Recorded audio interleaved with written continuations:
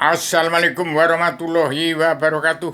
Kepada Paduka Pak Prabowo sebagai generasi penerus Paduka yang mulia Presiden kedua Soeharto, supaya segera menjalankan apa yang dicita-citakan Pak Presiden kedua Soeharto dahulu untuk Indonesia merdeka, menegakkan revolusi mental, revolusi kesehatan dunia, yaitu menegakkan revolusi kesehatan ini artinya mendirikan pengobatan secara modest, menegakkan dokter modest yang semua penanganannya secara terbuka, dari pengobatan, dari perdukunan, dari Al-Quran, dari terapi saraf, dari tusuk jarum, dari sauna, dari urut, dari segala macam diterapkan, dari kedokteran, dari ahli kimia, itu secara keterbukaan bersama-sama. Itu zaman Pak Soeharto dahulu.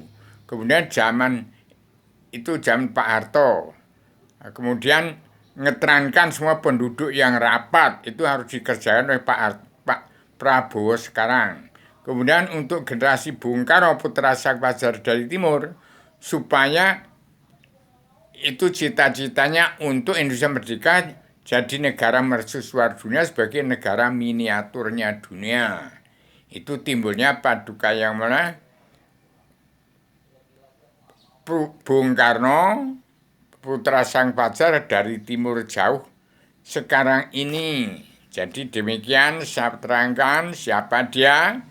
Ya itu dari Kristen, dari Paduka yang mulia Ridwan Ivan, itu dari timur jauh. Itu kitabnya Injil meluruskan jalannya 6.666 ayat-ayat Al-Quran dari Injil. Maka di dalam buku ini adalah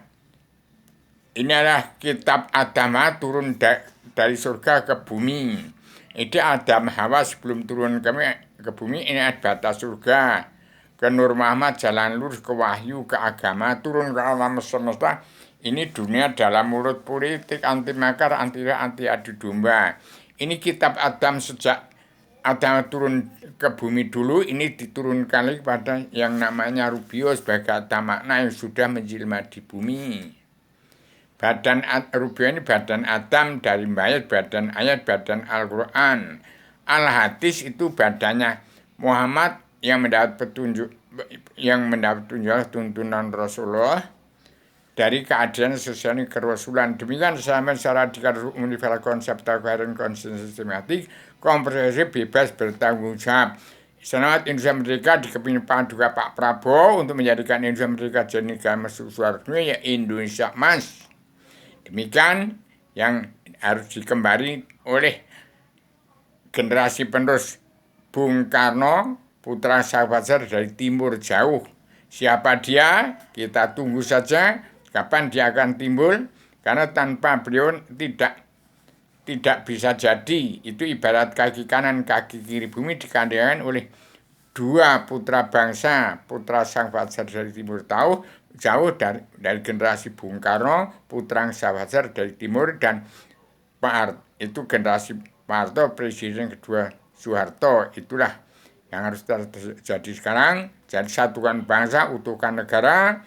Indonesia sebagai miniatur dunia. Indonesia merdeka jadi negara mercusuar dunia, menjadi Indonesia Mas di Paduka Pak Prabowo dalam kabinetnya Indonesia Maju yang sudah kemajuan. Bagaimana Pak Prabowo untuk menggulung jagat, gelar lagi jagat ini, kitabnya supaya sampai pada setiap jiwa manusia di kami menguasai jagat raya seisinya dari luar bingkai alam, yang saya sampaikan pada kabinet Indonesia Maju yang sudah kemajuan di tahun 2024 ini. Krisis sosial ekonomi kerasulan di bumi pertiwi segera tanggulangi. Sesuap nasi, terangkan penduduk dari Jawa ke seluruh Nusantara.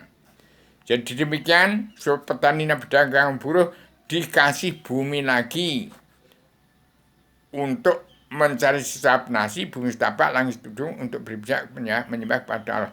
Kalau hanya dibagi sumber daya manusia melalui aparatur negara itu, kalau masih dunia dalam mulut politik, tidak sampai, akan menjadi kehancuran. Ini lebih enteng daripada 100 kali lebih enteng daripada membagi sumber daya manusia yang akhirnya benar tapi sesat.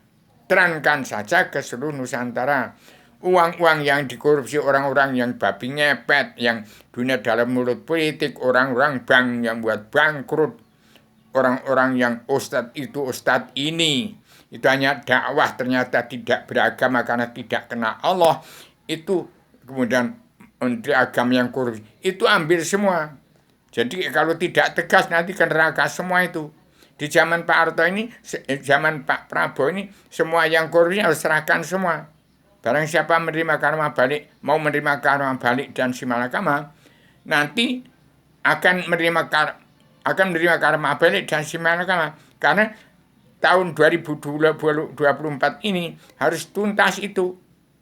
Yang mau menerima karma balik simalakama zaman Pak Prabowo ini nggak akan menerima karma balik. Yang tidak mau menerima karma ini akan silang-silang. Yang mau menerima karma balik ya serahkan semua yang bukan hasil petani dan pedagang kaum pun serahkan kepada Pak Prabowo. Itu tidak sah. Karena hasil orang yang tidak beragama, tidak kenal Allah, maka tidak berketuhanan yang besar, tidak berkebangsaan, kedaulatan sehati, keadaan sehat, tidak punya pri kemanusiaan. Demikian saya secara dari universal konsep takwa konsistensi sistematik, komprehensif, bebas, bertanggung jawab. Saya bicara dengan mulut saya bicara supaya membuat hati orang bicara, otaknya berjalan. Saya memberi inspirasi saja. Saya seorang anak manusia dari Gunung Kidul, anak semut ireng, manusia yang ada manusia menjelma, manusia yang anak semut ireng, manusia yang terbatas dalam keterbatasan. Saya tidak usah jadi apa-apa, saya petani pedang kaum buruh supaya diurusi sesuap nasi. Itu yang dihidupkan. Selain itu di operasi itu jangan sampai ini terjadi gawat darurat dalam gara-gara sesuap nasi jadi iri seri digi jari medaki, perampok, garong, jambret, semua akan timbul. Demikian, saya sama-sama radikal universal konsep takwa konsistensi sistematik, komprehensif, bebas, bertanggung jawab. Demikian, kita nantikan setelah timbul Pak Prabowo, kemudian segera timbulnya paduka yang mulai dari putra sang fajar dari timur jauh.